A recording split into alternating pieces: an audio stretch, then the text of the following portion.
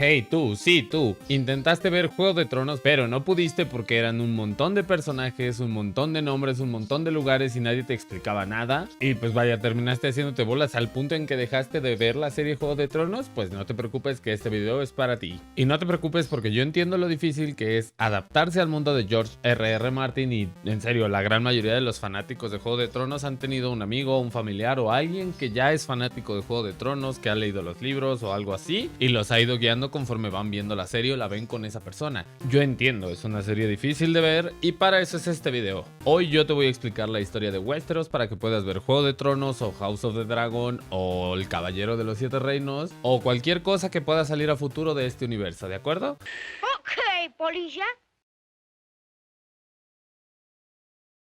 En el universo de Juego de Tronos existen 4 continentes, pero solo nos vamos a enfocar en 2, Essos y Poniente, en específico Poniente para entender la historia de Juego de Tronos. Unos 12.500 años antes de la historia de Juego de Tronos, el continente de Poniente solo estaba habitado por 2 criaturas inteligentes, los hijos del bosque, que eran seres humanos pequeños de piel morena escamosa, ojos como de gato, descritos hermosos y misteriosos, los cuales vivían en los bosques y valles, quienes adoraban a los dioses antiguos y tallaban sus caras en arces, esto para poder vigilar sus tierras y todo lo que sucedía a lo largo de todo el continente. Y aunque ellos no trabajaban el hierro, sí que tenían armas hechas de obsidiana o como también le llaman, vidragón, y más que nada eran pueblos pacíficos. Por otro lado, también existían los gigantes, que eran hombres de 3 o 4 metros, los cuales tampoco sabían trabajar el hierro y estos habitaban mayormente en montañas y cuevas, viviendo en pequeñas comunidades de no más de 10 gigantes. También en esta época a lo largo de Poniente existían lobos wargog, que son lobos gigantes, mamuts gigantes, arañas gigantes y sí, muchas criaturas gigantes de hecho. A todo este periodo se le conoce como la Era del Amanecer. Esta era fue conocida por la llegada de los primeros hombres a Poniente, quienes llegaron desde el sur del continente, ya que al igual que en nuestro mundo existió el estrecho de Bering, en el universo de Juego de Tronos, Poniente y Essos estuvieron conectados a través del mar que se congeló y unió ambos continentes. Estos primeros hombres entraron en guerra con los hijos del bosque y los gigantes, quemando sus arces, tomando territorios, gracias a la ventaja que tenían, pues ellos sí sabían trabajar el acero, tenían espadas, escudos, lanzas, armas. Esta guerra duraría generaciones hasta que finalmente se formaría un acuerdo de paz. En este periodo nacería una de las grandes casas de Poniente, nada más y nada menos que la casa Stark, cuyo emblema es el lobo guarbo o un lobo gigante. Desde esta época la casa Stark tomaría el norte como su territorio y aún hoy en día siguen siendo los guardianes del norte.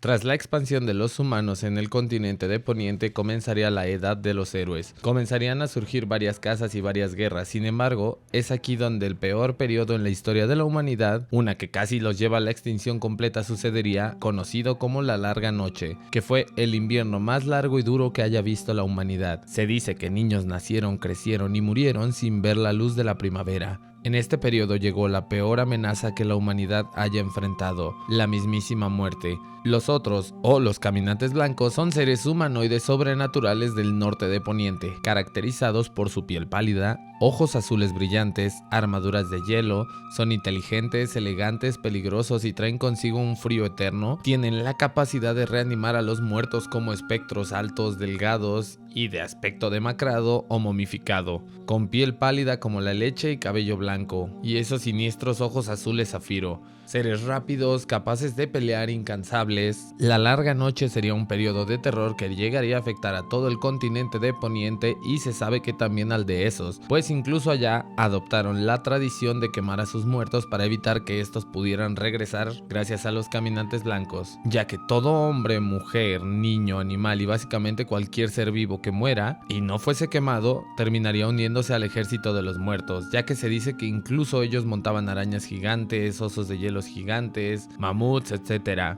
Esto era una auténtica batalla de los vivos contra los muertos. La Larga Noche llegaría a su fin gracias a un guerrero legendario que usaba una espada de fuego, un guerrero de esos que se convertiría en Azor Ahai, mientras que en Poniente también se le llamaría como el príncipe prometido. Este guerrero, aliado a los primeros hombres y aún más importante a Brandon Stark, a quien la historia lo recordaría como Brandon el Constructor, pues él, junto a los hijos del bosque, los gigantes y los primeros hombres, construyeron el muro, La muralla mide más de 300 metros de altura, cubriendo esta zona del continente de costa a costa. Al otro lado del muro se quedaron y destruyeron a los caminantes blancos. También a ese lado del muro se quedaron los gigantes, los hijos del bosque y un puñado que fueron conocidos como los primeros hombres, aunque hoy en día se les conoce como hombres libres o salvajes.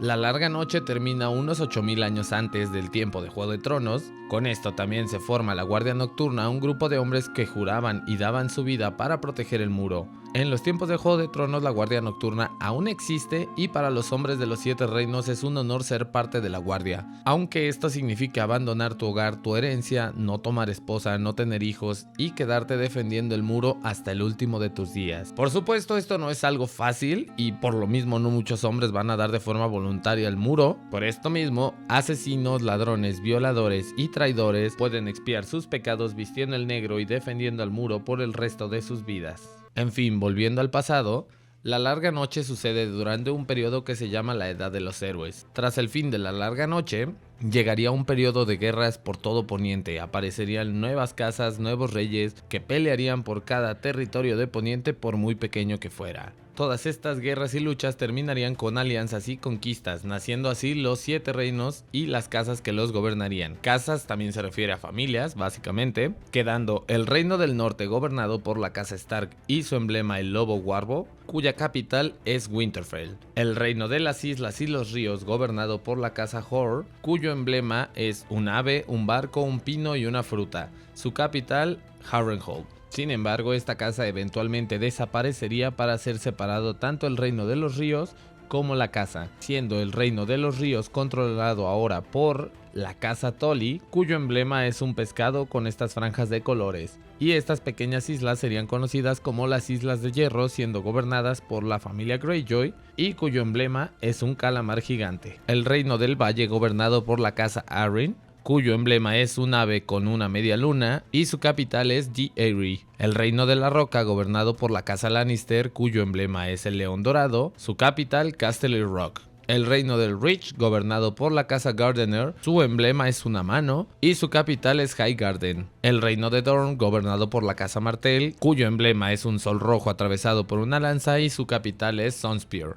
Y por último el reino de Stormlands, gobernado por la casa Baratheon, cuyo emblema es un ciervo y su capital es Storm's End. Así nacen los 7 reinos y viven un periodo de paz relativa, hasta...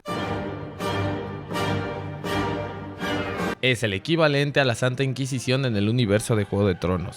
Los Ándalos, provenientes del continente de Essos, fueron un grupo de hombres quienes, impulsados por la fe de los 7, invadieron Poniente para imponer esta nueva religión a las tierras que servían a los dioses antiguos. Ante esto, todos los reinos excepto el norte terminaron abandonando la fe de los dioses antiguos y adoptaron la fe de los 7 como la religión principal en Poniente. Ahora, para no hacerte el cuento largo, la tercera gran migración de Essos fue un pueblo llamado los Rhoynar, quienes básicamente, tras muchos problemas, guerras perdidas y batallas, terminaron asentándose en Dorne, quedando Poniente más o menos así, al norte siendo habitado principalmente por los primeros hombres, en el centro mayormente por Ándalos y al sur entre Ándalos y Rhoynar. Al igual que en nuestro mundo hay un AC y un DC, también lo hay en el mundo de Juego de Tronos, solo que este no indica el nacimiento de Cristo, sino que se refiere al antes y después de la conquista. La conquista ocurre casi 300 años antes de Juego de Tronos, pero para entender esto tenemos que irnos 114 años antes de la conquista, a este pequeñísimo lugar en Essos que es conocido como Valyria, hoy en día llamado la Antigua Valyria. Un antiguo y poderoso imperio famoso por sus jinetes de dragones, magia y arquitectura avanzada con grandes torres, esfinges gigantes y habitada por nobles con cabello plateado y ojos violeta que dominaban el acero valirio, el metal más puro y resistente del mundo. O sea, básicamente estos güeyes son Wakanda. Un día la pequeña Daenerys Targaryen tuvo un sueño profético que, sí, por cierto, las profecías, los sueños y las predicciones son muy reales y de tomarse en serio en este mundo, por más que haya gente que las subestime.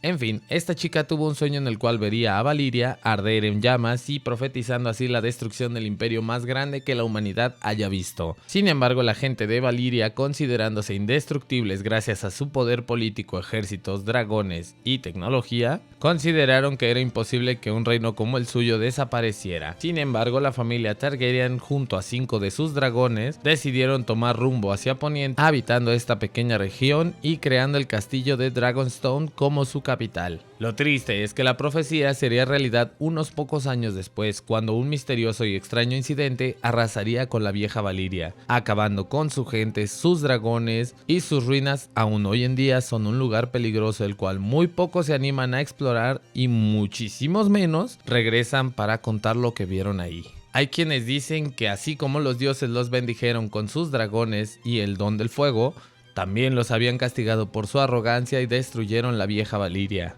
siendo la casa Targaryen la única que se salvaron de este final. Bueno, hubo otro par de pequeñas casas valyrias que se mudaron a Westeros junto a los Targaryen, pero ellos no tienen mucha importancia en la historia, así que no los veremos por ahora. En fin, un tiempo después el príncipe Aegon Targaryen tuvo un sueño profético, el fin del mundo de los hombres, todo a causa de la larga noche, que comenzaría con un invierno terrible desde el norte. Pero en ese sueño, él vio a un príncipe dragón que unía a los 7 reinos para enfrentar esta nueva larga noche y salvar al mundo.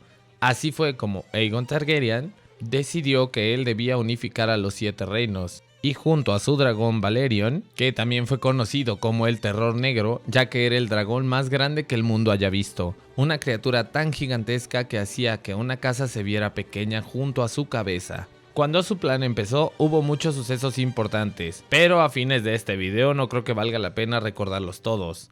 El resumen de todo esto es que todas las casas, incluidas las Stark, Baratheon y Lannister, se rindieron y arrodillaron jurando lealtad a la casa Targaryen, con el fin de evitar muertes innecesarias, pues ganarle a ellos, sus ejércitos y sus dragones era algo que parecía imposible. Sin embargo, en el reino del Reach, la casa Gardener se negó a arrodillarse, siendo masacrados, y ya que al final sus mayordomos sí decidieron rendirse y entregar el castillo y el reino a los Targaryen, estos fueron recompensados y nombrados como guardianes del reino del Reach y de Highgarden, naciendo así la familia Tyrell. Así es, la familia Tyrell, una de las familias más ricas y poderosas, inició siendo simples sirvientes. Y por otro lado, el reino de Dorne también se negó a arrodillarse. Pero a diferencia de los Gardener, la familia Martell fortificó sus castillos y aprovechó la flora y fauna de su territorio, logrando negarse a la conquista por 180 años. Y cuando finalmente se unieron, no fue en la derrota, sino fue en una alianza política y militar que posicionaría muy bien a los Martell por casi 300 años. A pesar de que en vida no logró unificar los 7 reinos, la historia recordaría a Aegon como Aegon el Conquistador, quien creó King's Landing, la capital del continente y lugar donde viviría el rey, unificaría los 7 reinos y también utilizando las espadas de sus enemigos caídos forjó junto a Valerion el trono de hierro, una estructura gigantesca, deforme e incómoda, pero sumamente intimidante a la vista, pues se dice que está hecho con más de 1000 espadas. Aegon lo diseñó para que fuera incómodo, ya que su lema era: un rey nunca debe sentirse cómodo en su asiento, recordando que gobernar es una carga muy pesada y peligrosa, a su vez formando la dinastía Targaryen y creándose así Westeros, como un megacontinente unido y dispuesto a pelear junto a su rey contra cualquier amenaza. Sin embargo, Aegon envejeció y murió sin que la larga noche llegara, teniendo que heredar esta profecía a sus hijos, quienes harían lo mismo, naciendo así en la familia real una profecía que al cumplirse garantizaba que cuando la larga noche llegara, un príncipe Targaryen estaría listo para enfrentarla.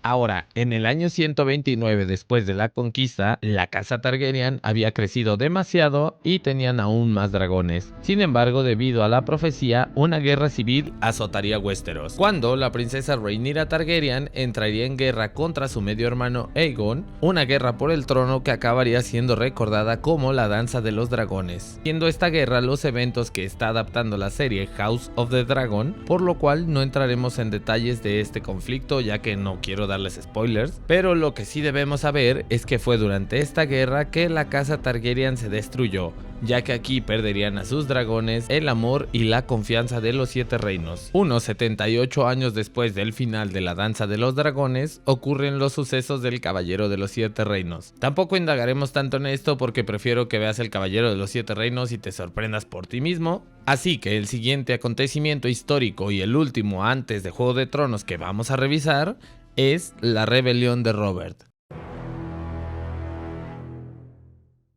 Ahora, 17 años antes de los eventos de Juego de Tronos, ocurre uno de los conflictos más importantes para la historia de Poniente. Verán, este es Aerys II Targaryen, el Rey Loco, quien estaba casado con su hermano, la reina Rhaella Targaryen, con quienes tuvieron 3 hijos. Su primogénito, el príncipe Rhaegar, heredero al trono, quien estaba casado con la princesa Elia Martell, con quien tuvo a 2 pequeños hijos, Rhaegys y Aegon. Y los otros hijos del Rey Loco eran Viserys Targaryen y Daenerys Targaryen. Pero para el inicio de la rebelión de Robert, Daenerys aún no había nacido. Ahora, todo el conflicto comienza primero porque el rey era sumamente desconfiado hasta de su hijo. Su paranoia y sus horribles decisiones tenían al reino descontentos con él. Sin embargo, el detonante del conflicto llegaría cuando el príncipe Rhaegar Targaryen secuestraría a Lyanna Stark, la hija menor del señor de Winterfell y quien también era la prometida de Robert Baratheon. Este acto provocó que el hermano mayor de Lyanna, Brandon Stark, fuera a la capital a afrontar al Rey Loco, acto considerado como traición según el rey, quien demandó la cabeza de Brandon. Así fue como su padre, Rickard Stark, Lord de Winterfell, fue a la capital con el propósito de salvar a su hijo en un juicio por combate. Esto básicamente es 2 personas peleando a muerte para determinar si es culpable del crimen o no.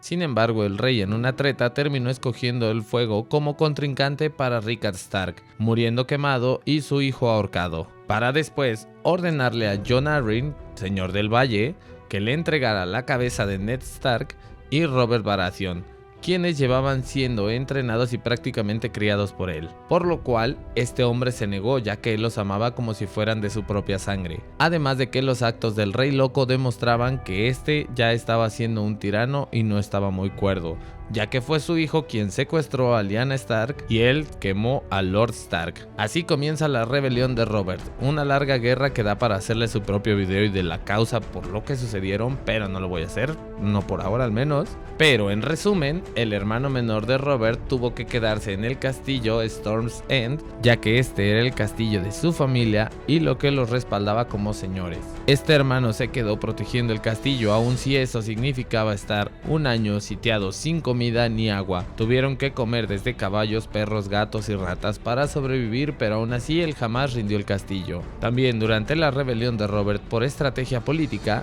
hubo una boda doble, donde Jon Arryn se casaría con Lysa Tully y Ned Stark con su hermana Catelyn Tully, y engendrando a su primer hijo Robb Stark, garantizando con esta boda doble la unión de la casa Tully, quienes controlaban el reino de los ríos. Por otro lado, la casa Lannister, encabezada por Lord Tywin Lannister, se mantuvo neutral en el conflicto al menos al inicio, ya que pese a haber sido amigo del Rey Loco casi toda su vida, este lo había menospreciado a él, a su casa, además de tomar a su primogénito Jaime Lannister como miembro en la Guardia Real, acción que no solo le impedía a Jaime tener hijos y heredar Castle Rock, sino que también Tywin interpretó esto como una amenaza al futuro de su casa. Ah, sí, también se negó a casar a su hijo con su hija Cersei Lannister.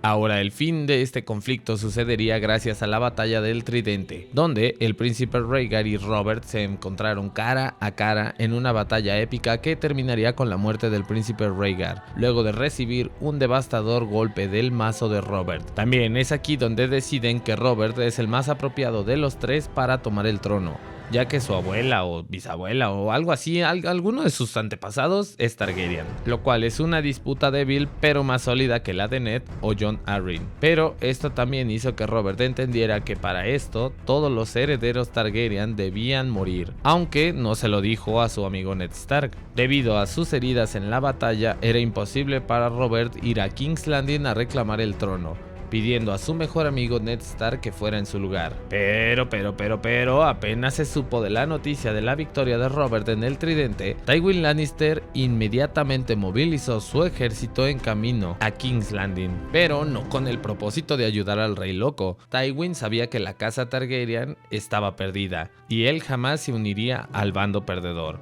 llegando antes que Ned Stark a la capital y tomándolo a nombre de Robert. Al mismo tiempo, su hijo Jaime traicionó su juramento y asesinó al rey, abriéndole las puertas de la ciudad a su padre, quienes no tuvieron problemas para tomarla. Este acto tan despreciable le ganó a Jaime el apodo de Matarreyes, un apodo que lo perseguiría para siempre. ¿Y se acuerdan que les dije que para que Robert pudiera reclamar el trono los herederos debían morir? Pues Tywin entendió esto perfectamente y sabía que el heroico Robert jamás sería capaz de matar a unos niños, y mucho menos Ned Stark. Por esto, ordenó a Sir Gregor Clegane, un hombre apodado como la montaña debido a su gran tamaño y fuerza. A él le ordenó matar a Elia Martell y a sus pequeños hijos. Y bueno, este güey hizo más que solo matarlos, pero si les digo lo que hizo, YouTube se enoja y tal vez me tumben el video. De toda esta masacre se salvaron solamente la reina Rhaella, quien estaba embarazada de Daenerys Targaryen, y también su pequeño hijo Viserys, quienes huyeron en un barco hacia Essos, pero una tormenta los azotó en el mar y tras complicaciones en el parto la reina moriría, dejando a su bebé recién nacida y a su pequeño hijo de unos 7 años solos en el mundo, con excepción de unos pequeños amigos que los esconderían y protegerían.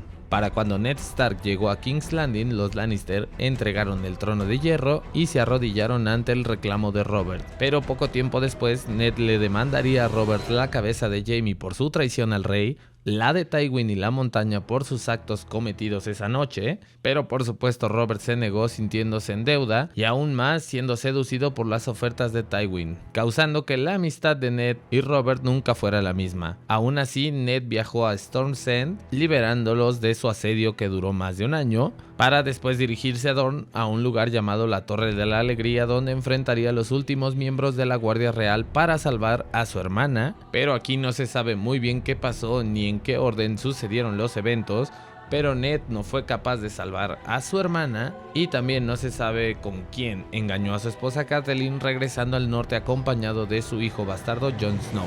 Por cierto, los bastardos en el universo de Juego de Tronos son un crimen. Básicamente, si naces bastardo no tienes derecho a un apellido y de acuerdo al reino al que hayas nacido se te otorga el apellido. Por eso Jon, al ser del norte, es considerado un Snow. También no tienes derecho a heredar tronos, ni títulos, ni tierras, y por supuesto nadie quiere casarse con un bastardo, así que si naces bastardo en el universo de Juego de Tronos, naces jodido. Ahora sí, con todo esto ya tienes el conocimiento suficiente para ver Juego de Tronos. Ah, no es cierto, se me estaba olvidando la rebelión de los Greyjoy. Pues básicamente mi compa, en realidad alterada, pocos años después de la rebelión de Robert, dijo: ah, pues si él pudo, yo también puedo, voy a hacer mi propia rebelión. Así que desde las Islas de Hierro pretendía atacar el norte, para después invadir los demás reinos de Poniente y convertirse en el rey. Rebelión que no duró nada, si acaso te habrá durado un mes. Perdió a todos sus hijos varones, excepto al más pequeño de ellos, Theon Greyjoy, quien fue llevado a Winterfell para ser criado por los Stark, manteniendo de esa forma un rehén al cual puedan controlar y hacer que las Islas de Hierro no se vuelvan a levantar en contra de la corona. Y ahora sí, con todo esto ya tienes el conocimiento suficiente para ver Juego de Tronos y para dejarte atrapar por una de las mejores series que han existido en la historia de la televisión, de no ser por su maldito final. Hablar de lo que pasó con el final de Juego de Tronos da para otro video, porque realmente cagaron la serie de forma horrible y los libros posiblemente nunca se vayan a terminar. Pero bueno, en fin, si este video te gustó, recuerda dejarme tu like, suscribirte y dejarme un comentario de qué te ha parecido. Yo sé que si tú ya viste la serie hay algunas cosas que sabemos que no son así, pero se trata de no darle spoilers a la gente que quiere ver Juego de Tronos y quiere entenderle gracias a este video. Y pues nada, sin nada más que agregar, me retiro. Nos vemos en un próximo video. Chao, te me cuidas. Bye.